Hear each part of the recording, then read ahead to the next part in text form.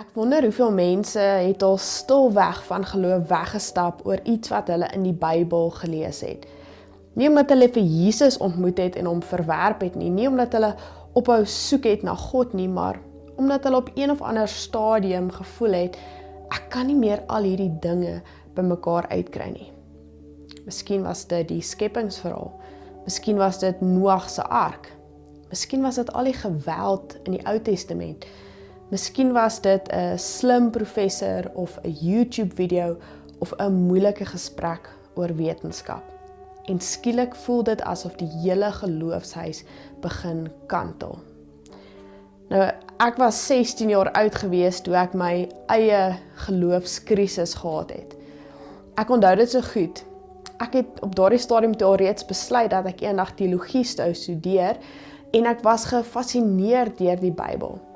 En die een aand kom doen ons dominee toe huisbesoek. En ek was opgewonde om vir hom te vertel dat ek ook wil gaan teologie studeer. Maar daardie aand het ons almal, die hele gesin en die dominee, op die sitkamerbanke gesit, TV natuurlik af, en ons het gesels. En ek het skielik hierdie besef gehad, maar wat as die Bybel nie die waarheid is nie? Wat as die mense van die Bybel, Moses, Noag, Jonah, as hulle net nie 'n goeie verstaan van die wêreld gehad het nie? Ek bedoel, daar was nie wetenskap en handboeke en Google en iemand om goed te verduidelik nie. Dalk het hulle alles wat vreemd was net verduidelik as God. En ek onthou die gevoel wat oor my gespoel het. Daardie onsekerheid. Die gevoel van my klein 16-jarige wêreld wat geskit word, want ek was nie reg om die Bybel net naïef te glo nie. Maar wat as ons die verkeerde vraag vra? Wat as die vraag nie is, kan ek elke deel van die Bybel verduidelik nie, maar eerder, waarom het die heel eerste disippels geglo? Want hulle, en dit is vanselfsprekend, maar ons vergeet dit so maklik, hulle het geglo voordat daar 'n Bybel was. Die eerste Christene het nie 'n Bybel gehad nie, en is vreemd vir ons om daaroor te dink. Toe Jesus uit die dood opstaan, was daar nie 'n Nuwe Testament nie. Ons praat soms oor die Bybel asof Petrus in die oggende met sy koffie gesit het en Bybelstudie gedoen het. Hy het nie. Die meeste van Jesus se eerste volgelinge was gewone, werkende mense. Hulle het nie enige persoonlike Ou Testament geskrifte besit eers nie. Baie van hulle kon waarskynlik nie eens lees nie. So Andreas het nie met 'n Bybel onder sy arm rondgeloop nie. Johannes het nie 'n Bybelstudie app gehad nie. Die eerste gelowiges het nie geglo omdat hulle die Bybel gelees het nie. Hulle het geglo omdat hulle iets gesien het. Omdat hulle iemand ontmoet het. Omdat iets gebeur het wat hulle hele wêreld omgekeer het. Nou, vandag begin ons by die gedeelte in Handelinge waar 'n opvolger vir Judas gekies moet word. Jesus het opgevaar hemel toe, Judas is nie meer daar nie en die groep van 12 is nou 11. En voordat die kerk regtig begin groei, besluit hulle dat iemand Judas se plek moet inneem. En dis 'n belangrike besluit. Hierdie persoon gaan deel wees van die mense wat die boodskap van Jesus die wêreld gaan indra. En tog, wanneer hulle die vereistes uiteensit, is daar een ding wat bo alles uitstaan. Nie geleerdheid nie, nie status nie, nie geestelike prestasie nie, maar een eenvoudige kwalifikasie. Het jy die opgestane Jesus gesien? Handelinge 1, vers 21 tot 26. Daar moet dus nog 'n getuie van Jesus se opstanding by ons gevoeg word.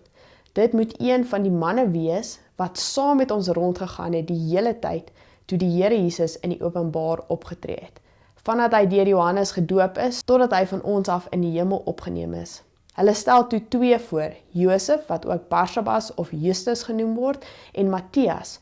En die gelowiges het gebid, Here, U wat die harte van almal ken, wys die een wat U uit hierdie 2 verkies het, om as apostel te dien in die plek wat Judas leeggelaat het, toe hy gegaan het na waar hy hoort. Hulle het geloot en die loting het vir Matthias aangewys. So is hy gekies as die 12de apostel. Handelinge 1 vers 22 sê, een van hierdie manne moet saam met ons 'n getuie van sy opstanding wees. Nie wie ken die skrif die beste nie, Nie wie is die slimste teoloog nie, maar wie het die opgestane Jesus gesien? Want dit was die middelpunt van alles. En as jy nog wonder wat die eerste kerk se fokus was, hoef ons nie lank te wag nie. Die eerste groot preek wat na die opstanding gepreek word, wys presies waarop hierdie nuwe beweging gebou was. En dis wanneer Petrus die heel eerste preek gee. Net weke na die kruisiging staan Petrus in Jerusalem op. Dieselfde Jerusalem, dieselfde mense, dieselfde strate, dieselfde tempel, dieselfde stad waar Jesus gearresteer is. Dieselfde stad waar die skare geskree het, kruisig hom, kruisig hom. Hierdie is nie 'n storie wat jare later vertel word nie. Die mense wat die kruisiging gesien het, staan hier in die skare en Petrus staan op. Dieselfde Petrus wat 'n paar weke tevore weggehardloop het. Dieselfde Petrus wat vir 'n diensmeisie gesê het, ek ken nie die man nie. Dieselfde Petrus wat skaam was. Maar nou praat hy met hierdie nuwe bravade voor al hierdie mense. En hy sê, hierdie Jesus het God opgewek. Daarvan is ons almal getuies. Let op wat hy nie sê nie. Hy sê nie, ons het uiteindelik al die moeilike dele van die Ou Testament uitgefigure nie. Hy sê nie, ons het nou al die antwoorde op al ons teologiese vrae nie. Hy sê nie, ons het die perfekte manier om die kerk te bou ontwikkel nie. Hy sê nie, vertrou ons redenasie nie.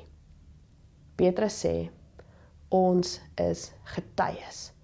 Ons het hom dood gesien, ons het die hoop verloor, ons het gedink dit is verby, ons het weggekruip agter toedeure, ons het teruggegaan na ons ou lewe toe, maar toe het ons hom weer gesien.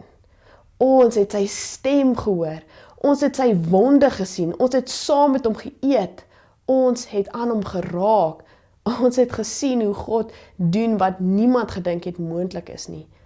En dit verander alles. Van die Christelike geloof het nie begin met 'n argument nie.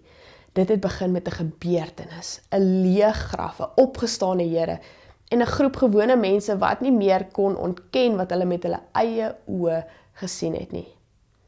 Die waarheid is, ons almal bou soms ons geloof op goed wat nie sterk genoeg is om die gewig van die lewe te dra nie. Ons bou dit op sekerheid, op antwoorde, op beheer, op die idee dat ons alles moet verstaan. En dan gebeur die lewe. 'n Siekte, 'n egskeiding, 'n dood, 'n kind wat seer kry, wat swaar kry, 'n gebed wat onbeantwoord bly en die huis begin skud. Nou my oudste dogtertjie, Tia Marie, het 'n spastiese linkerbeentjie. En dit maak dat sy gereeld val en nie heeltemal kan regloop nie. En ons was al by soveel dokters, ortopede, pediatriese neuroloë, ortotiste, fisio's, MRI's gedoen, EEG's, genetiese toetse, en ons kry net nie antwoorde nie. En dit maak my kwaad en dit maak my hartseer, want ek kyk na my dogtertjie en sy verdien nie hierdie nie. Sy vra my nou die dag in die kar, mamma, sal my beentjie ooit regkom? En ek weet nie wat om vir haar te sê nie. Dit breek my hart. Hoekom, Here? Hoekom gebeur sommige dinge waarvoor daar geen maklike antwoord is nie? En as ek eerlik is dit nie net Tia Marie se beentjie nie. Dis die vraag wat onder soveel van ons stories lê. Hoekom word goeie mense siek? Hoekom sterf mense wat ons liefhet? Hoekom word gebeure soms beantwoord en soms nie? Hoekom lyk dit of God soms stil bly? En dit is juis hier waar ons geloof dikwels getoets word, want ons wil antwoorde hê, ons wil verduidelikings hê, ons wil sekerheid hê, maar soms kry ons dit nie. En tog ontdek ons juis daar, in die plek waar die antwoorde ophou, iets van die hart van die evangelie. Daar ontdek ons iets belangrik. Jesus het nooit beloof dat ons al die antwoorde sal hê nie. Hy het beloof dat hy leef. Petrus en Johannes was nog besig om met die mense te praat. Dan kry ons hierdie gedeelte in Handelinge 4. Daarna het die raad die apostels weer laat inkom en hulle beveel om glad nie verder in die naam van Jesus iets te verkondig of te leer nie. Maar Petrus en Johannes het vir hulle gesê, julle moet maar self besluit wat voor God reg is, om aan julle gehoorsaam te wees of aan God. Wat ons betref, dit is onmoontlik om nie te praat oor wat ons gesien en gehoor het nie.